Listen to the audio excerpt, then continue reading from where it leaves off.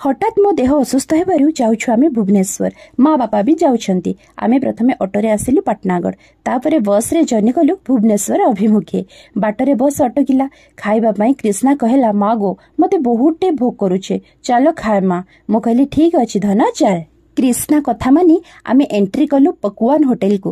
Hotel रो look बहुत बढ़िया थिला। कृष्णार इच्छा अनुसार नान रोटी आउ मशरूम मगेलु। पेट पूरा समस्ते खाइलु। देखंतु एटा हेउची आमो गाड़ी प्रशांति। खाइसारी राति 12 बजे बाहर हावा टिके खाउथुलु। तापरे सोई पड़िलु जे सीधा पहुंची गलु भुवनेश्वर। आम राजधानी रे पाद थापिले मते बहुत आनंद लागे।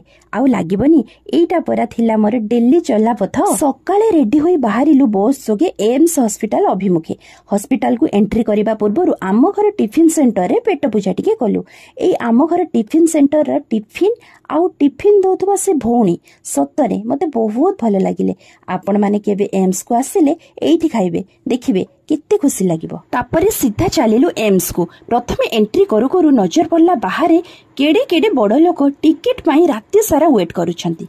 सतरे जीवनटा भारी कष्ट लागे सेतेबेले जेतेबेले हॉस्पिटल जंत्रणा निजे अंगे लिभेबा को पड़े। जेउठी देखो खाली लंबा लाइन।